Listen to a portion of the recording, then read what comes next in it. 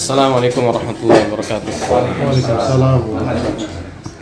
Bismillah walhamdulillah wassalatu wassalamu ala rasulillah wa ala alihi wa sahbihi wa man tabi'ahu wa ba'd.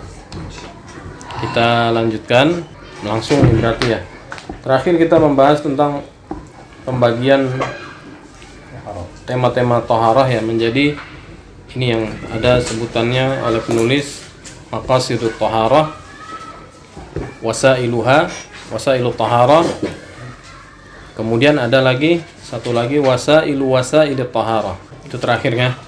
Maqasidut taharah maksudnya inti pembahasan taharah itu adalah 4: wudu, ghusl, tayamum dan izalatun najasah. Wasailut taharah maksudnya alat-alat yang digunakan. Alma, air, watturab, tanah, wazabiq ya, wadabik ya, alat untuk menyamak kulit. Kemudian hajarul istinja ya, batu untuk beristinja. Nah, ini nanti ada pembahasannya sendiri-sendiri. Kemudian adapun wasail taharah. Jadi sarana dari sarana taharah ya adalah al-awani, bejana, wal istihad. Awani karena kita menempatkan air kan di situ. Jadi wadahnya air.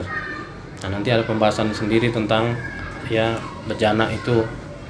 Terus kemudian al-istihad ini ya, beristihad maksudnya membuat putusan ketika terjadi kesamaran ya dalam kondisi tertentu. Misalnya air yang ingin kita gunakan, Pak, ada lebih dari satu bejana. Nah, ada di antara bejana itu yang kita tahu ya sudah terkena najis tanpa mengalami perubahan. Kan kalau airnya sedikit nanti ada pembahasannya di sini. Jadi air itu kalau dia sedikit, kurang dari 2 kulah itu ya, kalau terkena najis, kemasukan najis, meskipun tidak ada sifat-sifat yang berubah, warna tidak berubah, bau tidak berubah, rasa tidak berubah, tetap dihukumi sebagai air yang mutanajis, yang sudah terkontaminasi najis, jadi tidak bisa digunakan. Kemudian ada air yang mustamal, misalnya yang sudah dipakai untuk bersuci, untuk menggugurkan taharah yang fardu. Itu juga. Nah, sekarang ada 3 bejana misalnya. Kita lupa yang mana yang sudah tercampur najis, karena warnanya nggak berubah, baunya juga nggak ada perubahan, tapi udah dihukumi najis. Ada air yang bekas, ada air yang baru. Nah, air yang baru ini yang semestinya kita gunakan kan. Nah, mana yang kita gunakan ada 3 nih. Kalau masih ada air lagi yang keempat, tinggal buang aja semua kan gitu ya. Tinggal buang aja semua, pakai yang keempat yang yakin memang nggak ada. Tapi kan ini kan kondisinya ketika tidak ada lagi itu pilihan, kecuali 3 ini. Ada air dan kita nggak bisa langsung tayamum karena air masih ada. Tapi di antara bejana-bejana ini kita nggak bisa memastikan yang mana yang suci, mensucikan. Nah, ini pakai wasilah dari wasail istihad, yaitu wasilah dari wasail taharah, yaitu al-istihad. Ya, jadi beristihad. Pilih lah kira-kira, bukan di itu ini ini dikira-kira, Pak. Ini kayaknya yang ini kan ini ditaruhnya kapan gitu kan, adalah ya cara untuk nantinya kita memutuskan, menentukan yang kita pakai yang ini gitu. Ini jadi yang disebut dengan al-istihad sebagai wasail dari wasail at-taharah. Nah, sekarang kita masuk pembahasan baru ya, di mana penulis berkata faslun fi furudil wudu. Ya, pasal tentang hal-hal yang merupakan furudul wudu atau kewajiban-kewajiban dalam berwudu. Dia menjelaskan lebih dulu makna dari al-fasl secara bahasa dan secara istilah. Ya, al-faslu lughatan, al-faslu dalam bahasa al-hajiz bainas syai'ain. Jadi pemisah. Fasl itu artinya pemisah kalau dalam bahasa. Nah, seperti fasl kan digunakan kelas. Kalau di era modern nih, fasl kelas.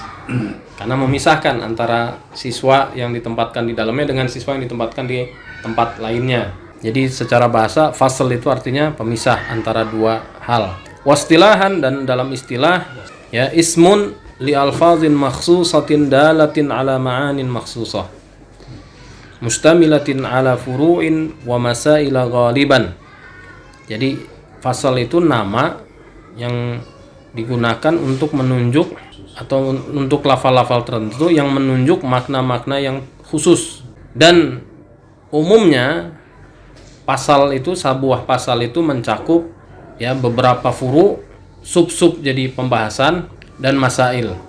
Ya, ini kemarin kan sudah nih, paling tinggi kitab, di bawah kitab bab, di bawah bab fasl, di bawah fasl furu dan masail, di bawahnya lagi.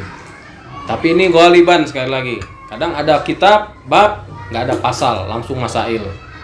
Kadang ada kitab bab ya, atau bahkan ada kitab langsung masail, nggak ada bab, nggak ada fasal, nggak ada apa. Ya, secara umum pembagiannya begitu urutannya. Jadi kitab, bab, fasal, furu, masail. Ya. Nah, kemudian wal furud. Jadi dia ini Pak biasa nih tradisi ulama mutakhirin ya. Ini kalau kita ingin mendapat gambarannya ya. Jadi tradisi ulama mutakhirin itu memang mereka tuh tidak melewatkan satu kata pun dari yang dituliskan di dalam kitab yang dipelajari. Semuanya mereka coba untuk dipahami secara bahasa, secara secara etimologis dan secara terminologis gitu maksudnya. Ini apa nih? Terus kemudian apa maksudnya secara terminologis gitu. Nah, ini kemudian al-furud sekarang. Tadi kan faslun fi furudil wudu. Furud ya, al-furud jam'u fard. Fard wa huwa lughatan al-hazz fi syai'. Hazz itu qata, pemotongan dalam sesuatu ya, pemotongan sesuatu. Kemudian apalagi bisa dimaknainya atau apa makna lainnya? Wa ma aujabahullahu taala. Ya, ini diambil nih dari unzur mukhtar as-sihah atau sahah. Mana udah saya jelaskan ya. Ada yang menyebutnya sihah, ada yang menyebutnya sahah. Kalau sihah berarti jamak dari sahih. Kalau sahah itu muradifnya sahih. Muradifnya sahih. Jadi sahah sahih. Ya, mukhtarus sahah berarti mukhtar, pilihan dari as-sahah, ini rangkuman dari kitab aslinya sahah. Jadi mukhtar itu rangkumannya.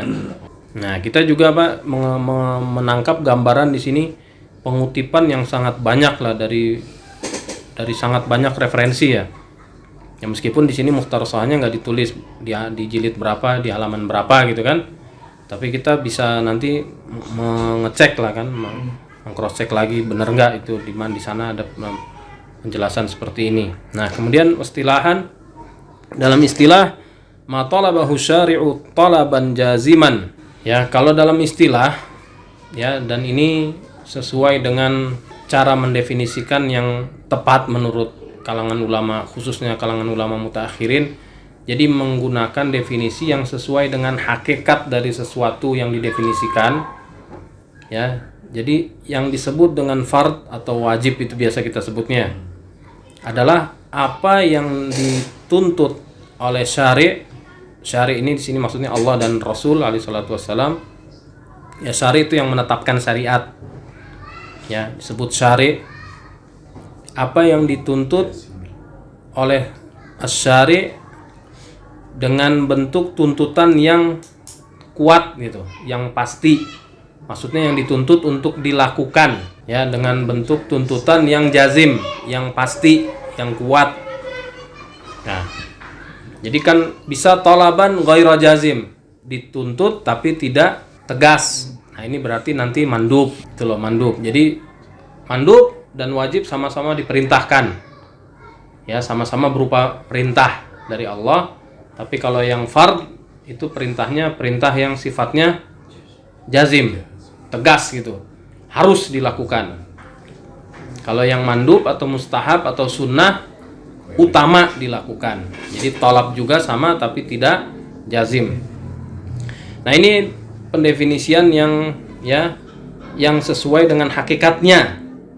Nah, kalau pendefinisian dengan hukumnya, nah ini berikutnya, wa hukmuhu hukmul fard annahu yusabu ala fi'lihi wa yu'aqabu ala tarkihi. Bahwasanya yang fardu itu adalah sesuatu yang pelakunya akan diberi sanksi, diberi pahala kalau melakukannya, dan dikenakan sanksi apabila meninggalkannya gitu. Nah, di sini disebut annahu yusabu ala fi'lihi, jadi sesuatu yang ada pahala bagi orang yang mengerjakannya gitu. Dan ada sanksi yang dikenakan kepada orang yang meninggalkannya. Itu ya. Itu kan yang biasa kita tahu ya. Nah, itu sebenarnya definisi dengan hukum namanya. Definisi dengan ya secara hukum, maksudnya apa konsekuensinya wajib itu? Artinya kalau orang yang mengerjakan dapat pahala, kalau orang yang meninggalkan dapat dosa. Nah, itu kalau di kalangan ulama mutakhirin yang memang menggunakan ya ilmu mantik dalam definisi, mereka bilang itu namanya ta'rif bil hukum, mendefinisikan sesuatu dengan hukumnya, bukan dengan hakikat. Yang dibutuhkan itu untuk menghasilkan persepsi yang tepat itu adalah mendefinisikan sesuatu dengan hakikatnya. Nah, yang lebih tepat, jadi kata mereka ini tadi, ma talabahu syari'u talaban jaziman. Jadi apa yang dituntut untuk dilakukan atau apa yang dituntut oleh syariat, oleh Allah Subhanahu wa taala dan Rasul alaihi salatu wasallam dalam syariat Islam untuk harus dikerjakan itu. Kira-kira gitulah, harus dikerjakan. Harus berarti artinya tidak boleh dilanggar. Nah, nanti lawannya berarti adalah haram. Kita lihat nih di catatan kaki nomor 2 nih. Al-masyhur 'indal fuqaha ta'riful fard bi annahu ma yusabu 'ala fi'lihi wa yu'aqabu 'ala tarkihi. Yang masyhur di kalangan para fuqaha adalah mendefinisikan fard atau wajib itu dengan definisi hukum tadi tuh.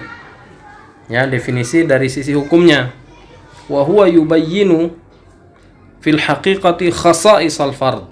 Dan definisi itu sebenarnya dia ya pada hakikatnya menjelaskan tentang kekhususan-kekhususan yang dimiliki pada fard.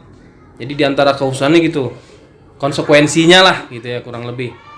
Konsekuensi dari fardu itu adalah atau wajib itu adalah kalau dilakukan orang yang melakukannya mendapat pahala, mendapat balasan kebaikan. Kalau ditinggalkan mendapat sanksi, mendapat dosa gitu ya. Nah, wa amma ta'rifuhu min haitsul istilahu fa huwa ma taqaddama. Adapun definisinya dari sisi istilah peristilahan di kalangan ahli ilmu adalah sebagaimana yang ya telah disampaikan di atas ini. Nah, jadi ada definisi Pak, had dengan hakikat, had dengan hakikat, ada had dengan lawazim. Nah, di antara lawazim itu hukum gitu kan. Unzur, nah lihat pengutipan dari banyak buku di sini nih. Al-Ibhaj fi Syarh Minhajil Baydawi lil Imam Subki. Ini usul fikih ya. Kitab dalam usul fikih, aslinya kitab Minhajul Wusul yang menulisnya Al-Imam Al-Baydawi, yang menyarahnya di antaranya ini As-Subki. Bukunya Subki judulnya Al-Ibhaj. Nah, ini juga diktat ya, diktat kuliah Minhajul Wusulnya itu di Al-Azhar, diktat dari pokoknya di kuliah syariah pakai ini dari semester 1 sampai akhir ya, Minhajul Wusul, tapi sarahnya bukan sarahnya Subki, sarahnya Al-Asnawi, sarahnya Al-Asnawi, namanya Nihayatus Sul ya, itu Sul. Nah, ada ya, tapi kitabnya aslinya sama kitabnya ya, cuman sarahnya banyak. Nah, yang dipilih oleh Al-Azhar untuk diajarkan ke para mahasiswa sarahnya Al-Asnawi ya, Jamaluddin Al-Asnawi, judulnya Nihayatus Sul. Nah, di setiap ujian biasanya itu ada ini pengujian pembacaan teksnya. Jadi mahasiswanya suruh baca kitabnya, baca teksnya. Banyak yang nggak bisa juga Pak. Nah, keriting itu Pak, bacaan usul fikih begini nih, usul fikih ala mutakallimin nih kan. Iya, ala pakai metodenya mutakallimin. Itu yang narasi-narasinya keriting-keriting gitu lah Pak, susah dipahami. Terus kental penggunaan mantiknya itu. Diksinya kuat. Iya, mantik. Dia pakai mantik. Nah, itu susah memang Pak. Tapi ya, alhamdulillah ya kan, kita dilatih itu maksudnya untuk membaca turas ya, karena memang secara Al-Asnawi ya, biasa orang nyebutnya Al-Isnawi, itu dari sebenarnya kalau dilihat dari biografinya dia namanya Asnawi itu dari daerah Asna itu dari wilayah Sa'id sana, Sa'id ya, Asna nama daerahnya.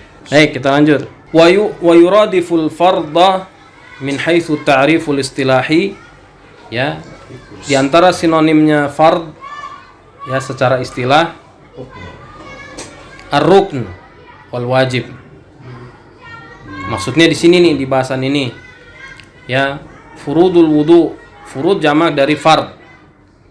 Nah, yang dimaksud dengan fard kalau dalam istilah di sini ya sama dengan yang dimaksud dengan rukun dan wajib. Rukun dan wajib. Nah, dalam mazhab Syafi'iyah ini ada keterangannya nih di catatan kaki nomor 3. Dalam mazhab Syafi'iyah biasanya pembagiannya itu hanya rukun ya dan sunnah. Nah, rukun itu biasa disamakan lah, dianggap sama dengan wajib, istilahnya ulama Syafi'iyah nih. Misalnya dalam sholat itu dibagi menjadi rukun dan sunnah. Jadi bagian-bagian dari sholat tuh, baik yang berupa ucapan maupun gerakan. Ada yang rukun atau wajib sebutnya, harus gitu, artinya harus dikerjakan, tidak boleh ditinggalkan dengan sengaja. Dan kalau tertinggal atau terlewat karena lupa, karena lalai, maka harus diulangi. Nah, ini disebut rukun, disebut wajib juga. Nah, satu lagi sunnah. Ya, sunnah. Nah, sunnah itu adalah yang utama untuk dilakukan. Ya, kalau ditinggalkan sengaja tidak apa-apa, tidak membatalkan sholat. Tapi kalau tertinggal karena tidak sengaja, ada yang ya digantikan dengan sujud sahwi dan ada yang tidak. Jadi sunnah itu mereka bagi dua, namanya sunnah ba'd atau ab'ad jamaknya. Sunnah yang kedudukannya mirip dengan rukun tapi bukan rukun, nggak wajib. Iya, ya tapi mirip, dimiripkan dengan rukun, jadi dianggap sebagai bagian penting lah dari sholat. Ada sunnah yang mereka istilahkan dengan hayat, sunnah pelengkap. Nah, sunnah-sunnah yang merupakan ab'ad ini yang digantikan dengan sujud sahwi. Nadban artinya nggak harus juga, kalau ditinggal atau tertinggal karena lupa, nggak harus juga diganti dengan sujud sahwi, tapi utama. Nah, seperti apa? Ya, duduk tasyahud pertama, bacaannya, ya, kemudian bersolawat kepada Nabi SAW saat duduk tasyahud pertama. Jadi di mazhab Syafi'iyah ketika kita duduk tasyahud pertama itu bacaannya berakhir sampai Allahumma sholli ala Muhammad, baru bangun. Di mazhab banyak ulama lain sampai asyhadu alla ilaha illallah wahdahu la syarikalah atau asyhadu alla ilaha illallah wa asyhadu anna Muhammadan Rasulullah, boleh berdiri gitu kan.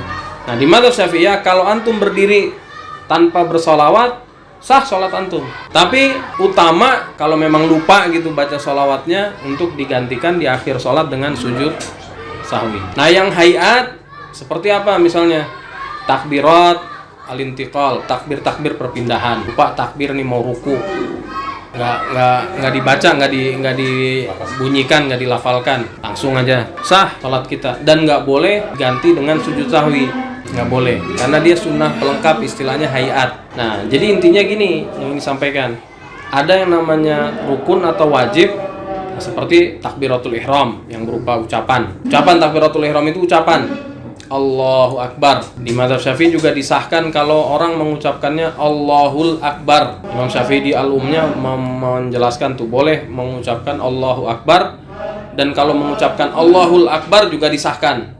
Kan beda tuh, ada alnya, Allahul Akbar. Nah, kalau kebanyakan ulama hanya mengesahkan Allahu Akbar. Nah, kalau Imam Abu Hanifah mengesahkan apa aja selain Akbar, Allahu A'azam, boleh. Pokoknya yang menunjukkan maknanya serupa dengan makna Akbar. Nah, kemudian di mazhab pengikutnya para pengikutnya Imam Syafi'i membolehkan dalam lafal takbir itu menyisipkan nama-nama Allah antara lafzul jalalah Allah dengan akbar. Allahul azimul kabiru akbar. Artinya intinya apa? Tidak ada yang sama sekali mengubah maknanya gitu kan, mengubah esensinya. Ya, esensinya tidak berubah meskipun disisipkan ini itu. Meskipun kita nggak pernah melihat ada yang mempraktikkan. Tapi di mazhab Syafi'i. Nah, itu rukun. Mengangkat tangannya sunnah, hay'ah. Jadi kalau takbir tanpa mengangkat tangan, sholatnya sah. Dan lupa ngangkat tangan waktu takbiratul ihram nggak boleh digantikan dengan sujud sahwi karena dia sunnah hay'ah masuknya. Nah nanti itu ada pembahasan di sini Pak, pembagian mana-mana rukun, mana-mana abad. Sisanya berarti yang tidak tercantum dalam rukun dan dalam abad berarti masuk dalam sunan hayat. Ya seperti doa iftitah, ta'awudz, itu masuk semua sunnah-sunnah hayat. Yang kalau kelupaan udah lewatin aja. Lewatin. Terus takbir-takbir tambahan di sholat Id, takbir-takbir tambahan kan disunahkan menambahkan takbir 7 rakaat pertama, 5 rakaat kedua. Yang rukunnya wajibnya takbiratul ihram, selebihnya sunnah hayat. Kalau kelupaan kan sering tuh yang imam sering lupa, nggak apa-apa udah beres. Boleh di mazhab Syafi'i boleh kalau ingat sebelum ruku, ingat gitu.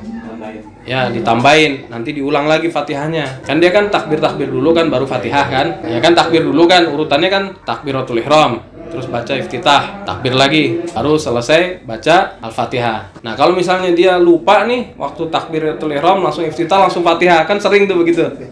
Tapi dia ingat, oh iya, sebelum Fatihah misalnya dia ingat bisa takbir lagi, nggak ada masalah. Makmum belum mendengar apa-apa.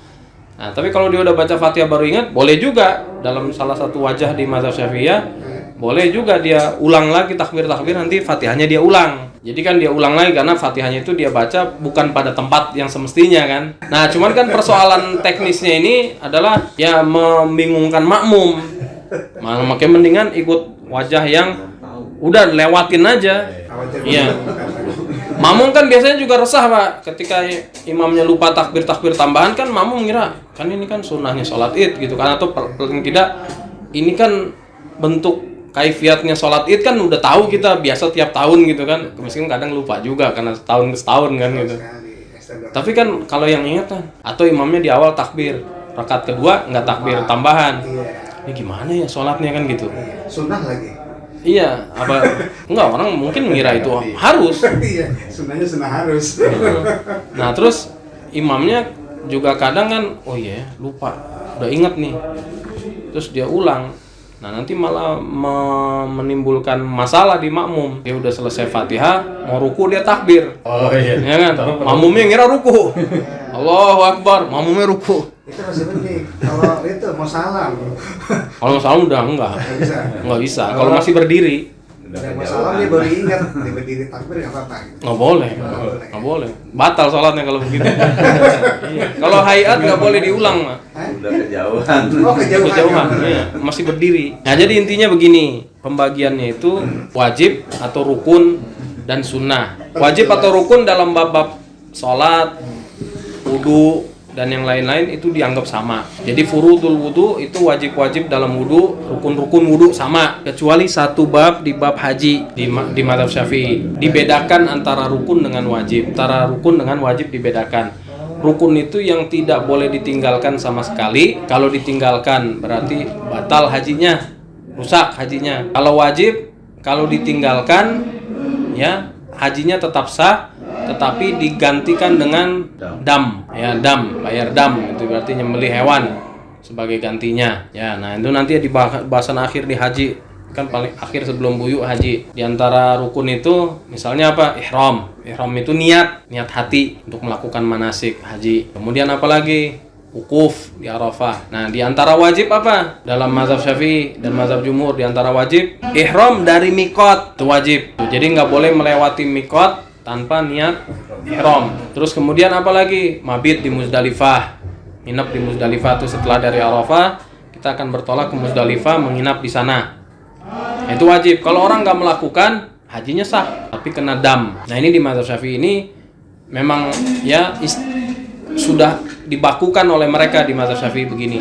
Pembagiannya itu selain dalam bab haji, dalam bahasan haji maksudnya, hanya ada rukun dan sunnah. Dan rukun serta wajib dianggap sama di selain bab haji, di selain pembahasan haji. Dalam pembahasan haji baru mereka membedakan antara rukun dengan wajib. Nah, di mazhab lain seperti di mazhab Hambali, dalam sholat pun begitu seperti haji. Jadi ada rukun, ada wajib, ada sunnah di mazhab Hambali. Rukun sholat berarti apa yang harus dilakukan, nggak boleh ditinggal, sengaja maupun lupa. Kalau lupa harus diulang. Ya, lupa ruku, waktu sholat lupa ruku, langsung sujud. Lagi kurang konsentrasi Pak, tuh sholat habis baca masih ngantuk kan, sholat subuh masih ngantuk, langsung sujud. Pas sujud ingat, belum ruku. Gimana? Apa solusinya? Balik berdiri lagi, kemudian ruku.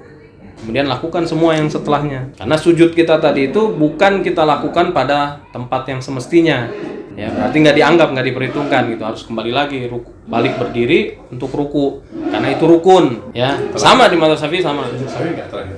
Ya, sujud sawi terakhir. Tapi artinya intinya sujud sawinya itu tidak menggantikan. Nggak cukup digantikan dengan sujud sawi. Rukun itu nggak bisa digantikan dengan sujud sawi. Harus diulang. Kalau ingetnya pas udah mau ruku lagi nih, udah langsung sujud nih, udah nggak inget Pak. Mau sholat subuh bangun tidur, sujud, nggak ruku.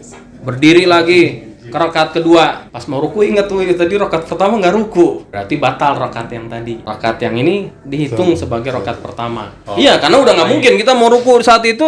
Ya udah di tempat yang semisalnya, batal yang tadi sholatnya. Bukan sholatnya, rakaatnya batal. Di rakaat pertama tadi nggak dihitung karena ada rukunnya yang nggak ada. Ingatnya Cacat. Kalau ingat setelah sholat, 1 rakaat. Kalau belum terlalu jauh. Jadi begitu udah selesai sholat, salam, terus baru lagi zikir nih. Rukunya yang di rakaat pertama nggak ada gitu kan, nggak ruku. Tambahin 1 rakaat. Kalau dari rakaat kedua, berarti antum cukup berdiri, nambahin 1 rakaat juga, tapi nggak dari bacaan. Hanya dari rukunya. Jadi ada nanti penyebutan apa aja rukun-rukun sholat. Kemudian ada lagi nanti yang abad sholat tadi dalam mazhab Syafi'i, seperti duduk tasyahud pertama, bacaannya. Nah itu di mazhab Hambali wajib, di mazhab Syafi'i sunnah. Kalau ditinggal atau tertinggal tanpa sengaja diganti dengan sujud sahwi. Cukup diganti dengan sujud sahwi saja, tidak diulang. Ya karena dia sunnah, masuknya sunnah. Di mazhab Hambali dia masuknya wajib. Gak boleh ditinggal sengaja, tapi kalau tertinggal karena lupa, diganti dengan sujud sahwi juga sama. Jadi misalnya waktu sholat maghrib rakaat kedua, habis sujud kedua langsung berdiri, udah tegak tuh, nggak boleh balik, udah terusin lanjutin sholatnya rakaat ketiga. Iya, kalau imamnya udah diri tegak, apalagi kalau di mazhab Hambali udah mulai baca, masuk Fatihah ketiga, rakaat ketiga.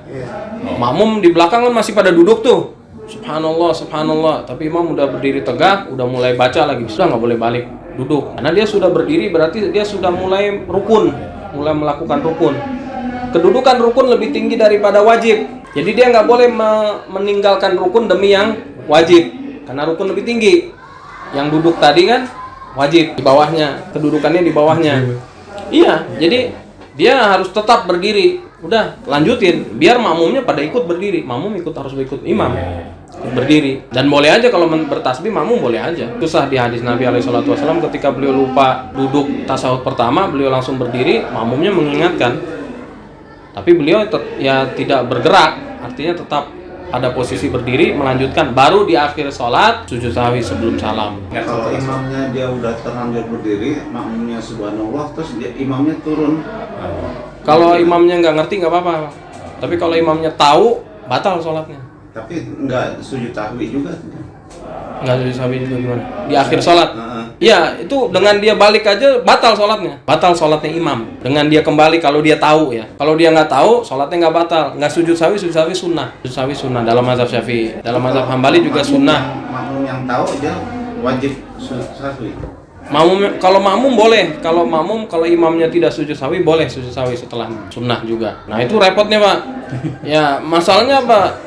Banyak yang jadi imam itu kan nggak ngerti soal fikih sholat tuh nggak ngerti, dan itu kan nggak ujuk-ujuk orang langsung paham Pak, harus lewat proses. Nah terus persoalan sujud sahwi ini kan paling kompleks, karena ini kan muara dari pengertian soal rukun, wajib, sunnah. Terus mana yang rukun, mana yang wajib, mana yang sunnah. Pembagiannya di mazhab-mazhab fikih itu simpang siur Pak. Ada yang menjadikan wajib, ada yang menjadikannya sunnah. Terus kalau kita ikut sertakan pandangan-pandangan ulama yang kita sebut tidak beridentitas mazhab lah, seperti Syekh Al-Albani rahimahullah. Syekh Al-Albani banyak mewajibkan hal-hal yang tidak diwajibkan oleh ulama lain.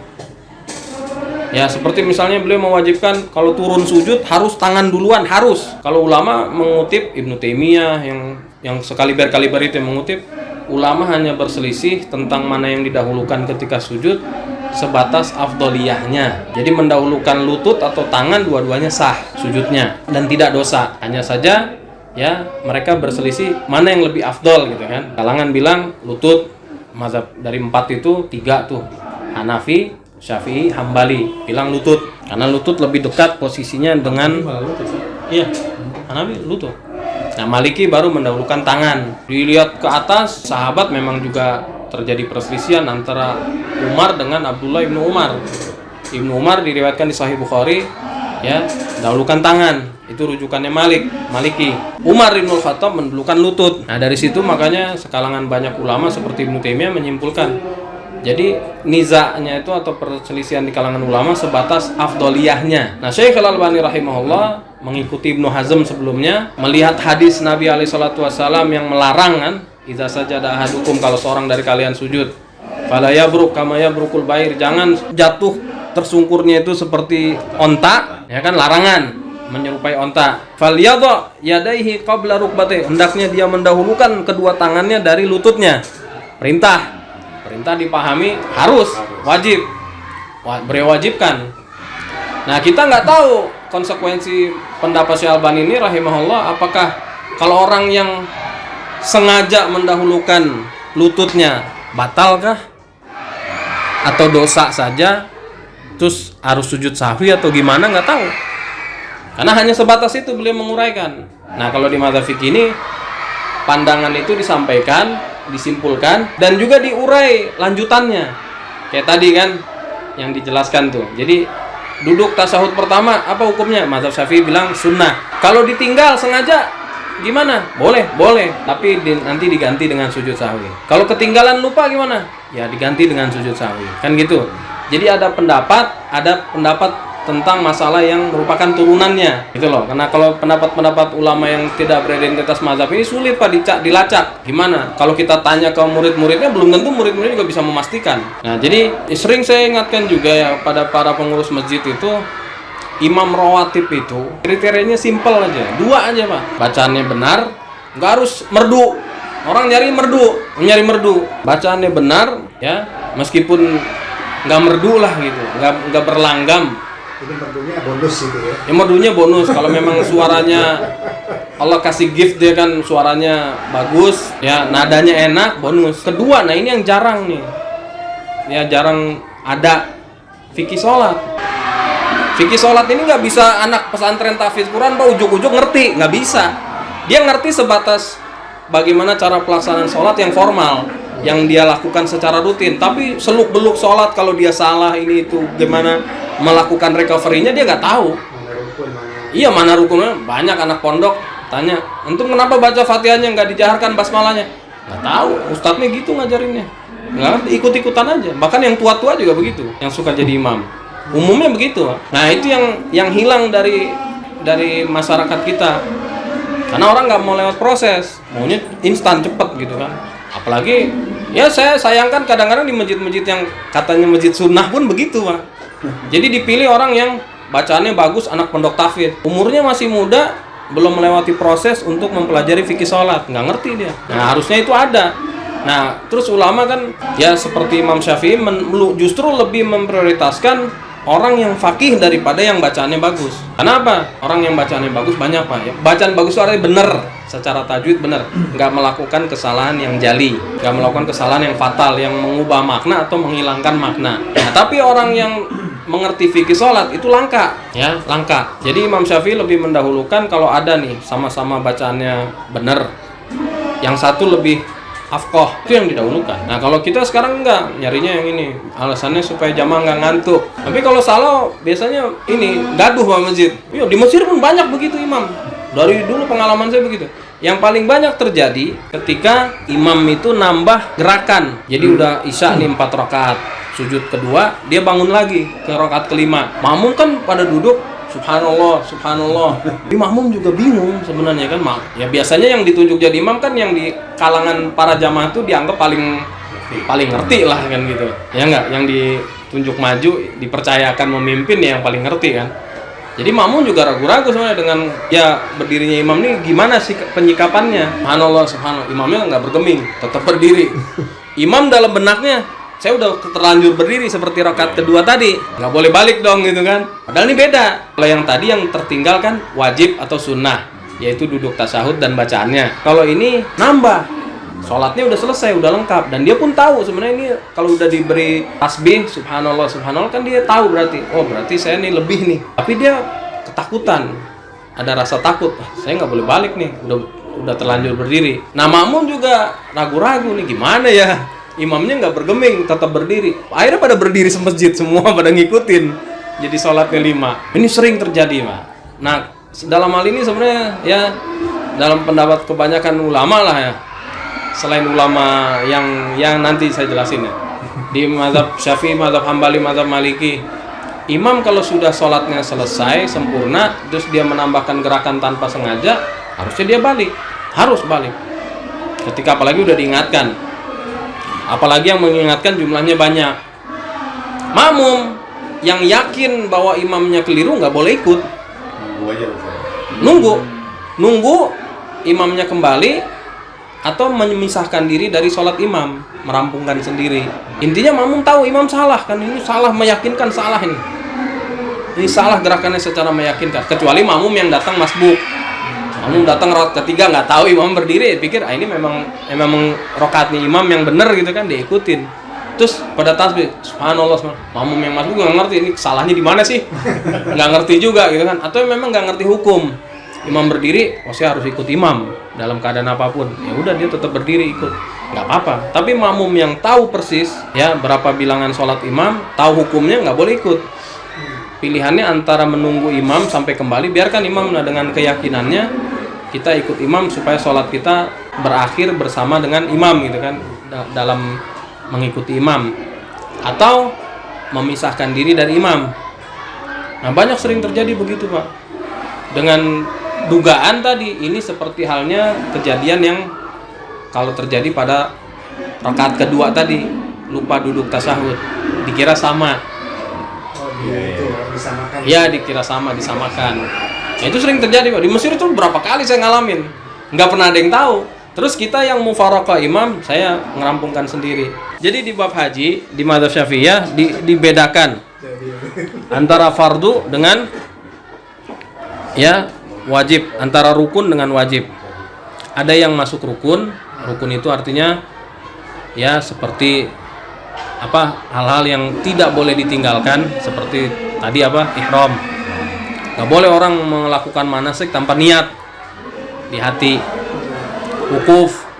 Nah wajib itu seperti mabit di Muzdalifah, mabit di Mina di hari-hari tasyrik, itu wajib.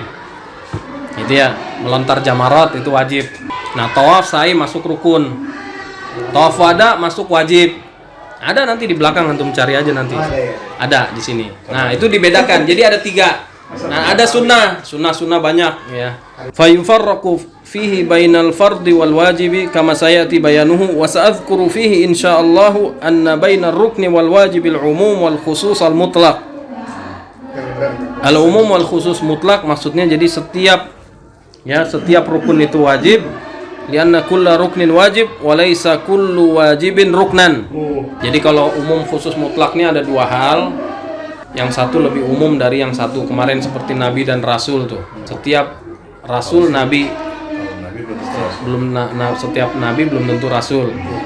Ya ini umum khusus mutlak. Jadi nabi lebih umum daripada rasul. Ya enggak? Nabi lebih umum daripada rasul. Karena setiap rasul pasti nabi, tapi tidak setiap nabi rasul. Nah, ada lagi istilahnya umum khusus wajhi. Jadi ini umum dari ini umum, ini khusus. Tapi ada kekhususannya nanti masing-masing dari wajah, dari sisi tertentu.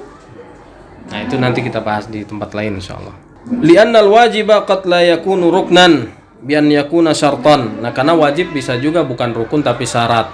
Li'annal wajib qad la yakunu ruknan ya bi an yakuna syartan. Tapi dia syarat.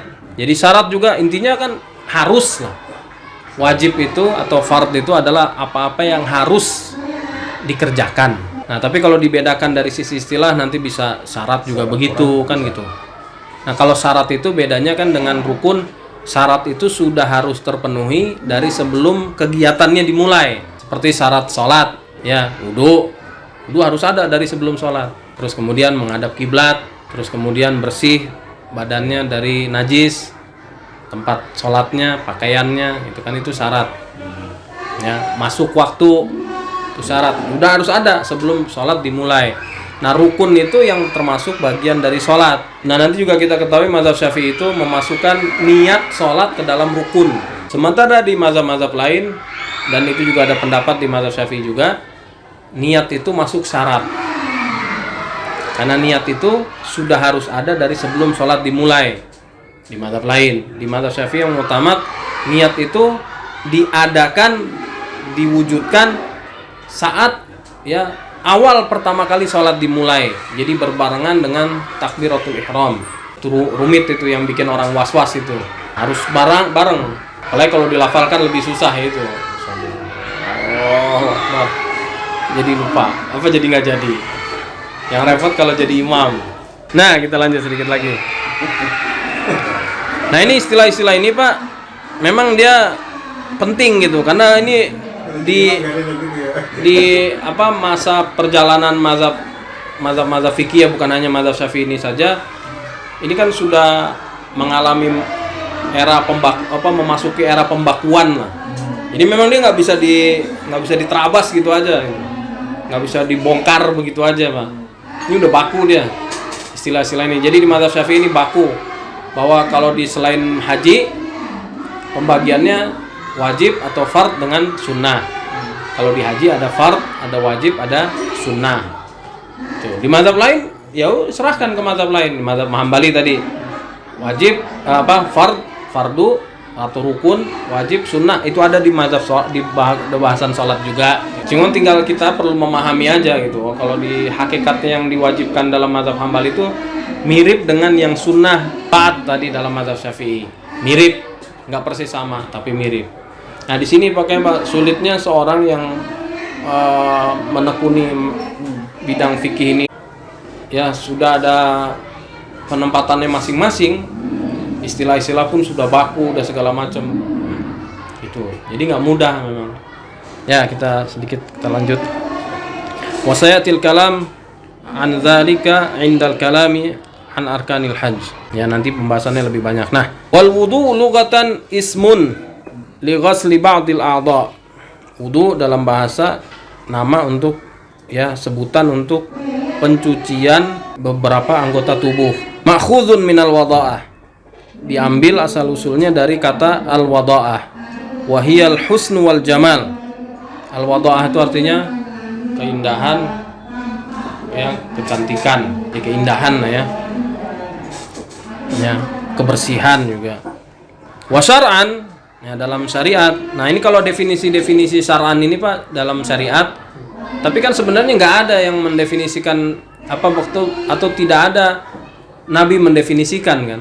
Nah, ini kalau menurut para ulama ya di setiap mazhab itu yang mendefinisikan itu ulama. Tapi karena ulama adalah hamalatus syara', mereka itulah orang-orang yang mengemban amanah syariat gitu kan setelah Nabi Muhammad SAW, maka definisi mereka itu dilekatkan dengan definisi syara'. Jadi mereka diberi otoritas gitu untuk membuat definisi sesuai dengan pemahaman yang Allah karuniakan kepada mereka. Kan nggak ada Nabi SAW nih sebenarnya begini misalnya, wal wudu syar'an, dalam syara' wudu itu apa? Nabi SAW bilang, ayyuhal muslimun al wudu kaza, gitu kan, istilahan atau syar'an kan nggak ada. Ini dipahami oleh ulama muslimin, ya, yang sederhananya itu mereka memiliki kompetensi ilmu dan ketakwaan. Jadi artinya punya integritas, nggak menyimpangkan ilmunya, menyelewengkan ilmunya, dan punya kompetensi juga. Bukan sekedar modalnya takwa saja, tapi juga memang punya kemampuan memahami yang mendalam gitu. Nah, mereka mendefinisikan dan kemudian definisi mereka dilekatkan dengan syara' karena ini berdasar pemahaman mereka terhadap syariat. Wa syar'an ismun li ghasli a'dha'in makhsusatin biniyatin makhsusah. Wudu itu adalah nama untuk ya pencucian bagian-bagian tubuh tertentu dengan niat tertentu. Nanti akan kita pelajari setelahnya niat-niatnya apa aja. Nah, karena wudu dilakukan oleh bermacam orang, bermacam status orang. Ada orang yang seperti kemarin kita bahas tuh, orang yang yang sehat, ada orang yang sakit, salasul baul kemarin, nggak bisa berhenti, kentutnya, kencingnya, darah istihadahnya. Nah, ada orang yang saat berwudu pakai khuf. Khufnya sudah dia kenakan saat dia selesai berwudu. Terus kemudian ketika dia ingin memperbarui wudunya, khufnya nggak perlu dilepas. Berarti kan kakinya nggak dicuci. Al-mutawaddi'una ala aqsamin salasah. Orang yang berwudu ada tidak lepas dari 3 macam kondisi ini. Ada orang yang tadi masihul khuf, yang mengusap khuf pada saat berwudu.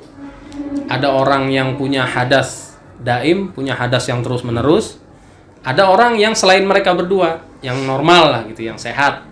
Ya, nah itu nanti sebutannya ya sahibur rafahiyah. Sahibur rafahiyah itu maksudnya dalam keadaan normal gitu. Jadi itu nanti dibeda-bedakan niatnya. Karena orang yang hadasnya nggak bisa terangkat, hadas terus, nggak bisa dia niatkan mengangkat hadas, Pak. Nggak sesuai fakta. Saya niat dalam hati gitu, niatnya mengangkat hadas, hadasnya nggak bisa terangkat. Orang hadasnya terus-terusan. Nah, terus kalau yang mengusap khuf, nah itu ada khilaf-khilafnya banyak, Pak. Nah, ada hikmahnya sebenarnya. Saya mengajarkan buku ini, saya harus dituntut murojaah lagi materi-materi fikih Syafi'i dan akwal-akwal yang ada di dalam lingkup internal mazhab Syafi'iyah. Tapi alhamdulillah didorong gitu untuk itu, karena udah males sebelumnya. Kita biasa berfatwa pakai hadis aja, Pak. Gampang. Kebiasaan begitu. Enggak, tapi benar jujur. Kadang saya salah menyampaikan mana yang mau tamat dan mana yang tidak mau tamat. Seperti waktu kalau antum ingat, saya waktu itu bilang kitab Quran nggak boleh disentuh oleh orang yang tidak berwudu.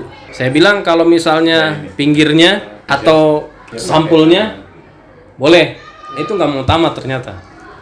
Gitu saya murojaah lagi. Yang mau tamatnya, sampulnya, mau pinggirnya itu nggak boleh dipegang. Orang yang berhadas. Ya, tapi ada pendapat lain yang di mazhab, di lingkup mazhab. Jadi di mazhab itu kaya dengan khazanah pandangan, Pak. Dikutip. Nah, yang paling enak dibaca sebagai rujukan meskipun rumit gitu ya. Muhazabnya syarah muhazabnya Nawawi. Di situ disebutkan semua tokoh-tokoh yang berpendapatnya tuh. Itu Al-Majmu'. Ya, Al-Majmu' syarah Al-Muhazab. Nah, itu paling enak dibaca karena memang buku-buku Imam Nawawi secara umum ya, cara beliau menyampaikan tuh memang meskipun rumit gitu tapi beliau bisa menyederhanakan. Nah, kalau ulama mutakhirin yang banyak dirujuk di sini nih, Ibnu Hajar, Haytami kemarin tuh, Romli, itu susah-susah bahasanya, Pak. Mumet bacanya begituan. Buat nangkep maksudnya itu susah. Tapi kalau mau mudah cari di asal usulnya itu. Di Nawawi itu. Meskipun memang kalau setelah Nawawi nggak berhenti sampai situ. Setelah Nawawi banyak mustahidin di mazhab yang menambahkan lagi, mengoreksi lagi, menambahkan lagi, mengoreksi lagi. Itu berat bahasanya. Bahasanya berat. Makin kesini tuh cara penyampaian makin berat. Karena memang memahami itu karunia dari Allah. Memahamkan ke orang lain dengan cara yang mudah itu karunia lain lagi dari Allah. Ada orang yang hanya dikaruniai kepemahaman, tapi nggak bisa menyampaikan dengan baik. Ada orang yang cara menyampaikannya baik, tapi kompetensinya minim dalam pemahamannya. Kan banyak tuh. Dai banyak begitu kan. Bagus ceramahnya, cara nyampaikannya enak, tapi sebenarnya yang disampaikan salah. Nah, itu dua hal berbeda tuh, Pak.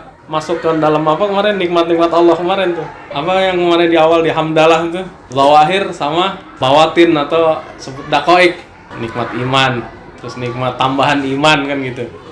Ya, jadi satu lagi aja terakhir.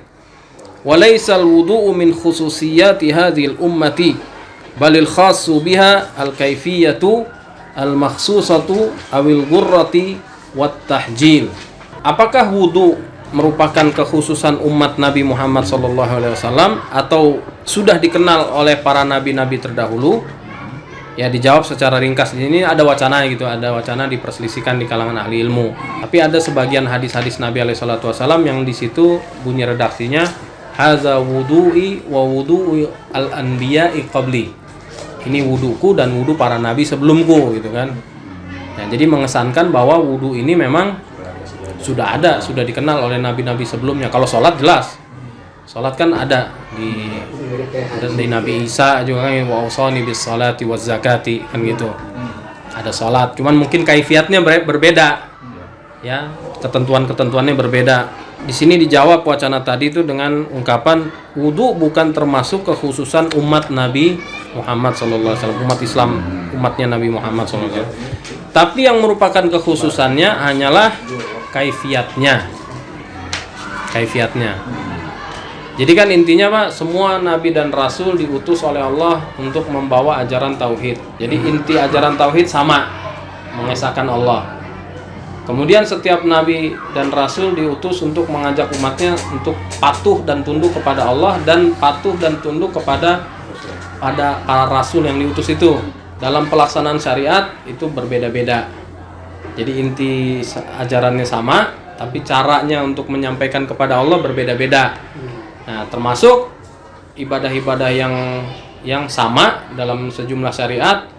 Misalnya wudu bisa jadi dianggap dulu juga ada, tapi mungkin berbeda. Salat ada, zakat ada, tapi mungkin berbeda-beda ketentuannya.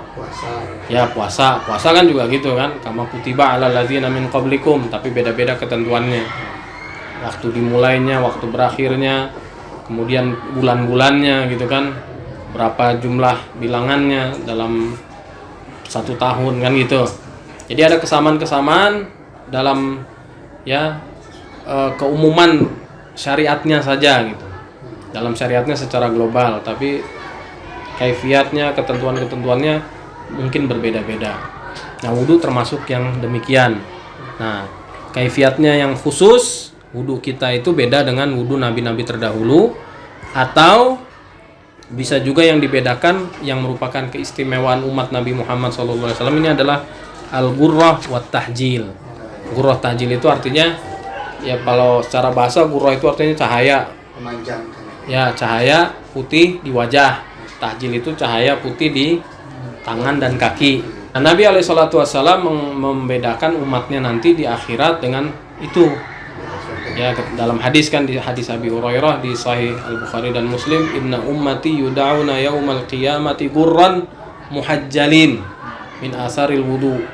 Jadi tampak nanti umat-umat Rasul SAW itu, dan itu yang membedakan dari umat-umat lain, wajahnya bersinar, tangan kakinya bersinar, min asaril wudu, dari bekas wudu mereka di dunia.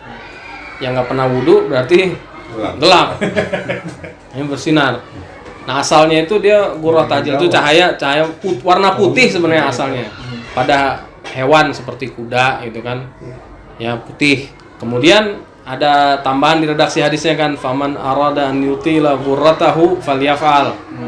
Nah, diperselisihkan oleh ulama hadis itu apakah tambahan dari Abu Hurairah atau memang marfu dari Nabi SAW. Tapi intinya ghurrah dan tahjilnya ini memang yang akan menjadi ciri khas umat Nabi Muhammad SAW. Nah, di sini makanya disebutkan wudunya sih nggak beda. Ada syariat-syariat Nabi terdahulu yang juga mengajarkan wudu. Tapi ghurrah dan tahjilnya ini nanti yang berbeda antara umat Nabi Muhammad SAW dan umat nabi-nabi lain. Baik, kita cukupkan sampai di sini dulu. Semoga bermanfaat. Oh, satu lagi Pak, kelewat. Ini cuman ini doang nih.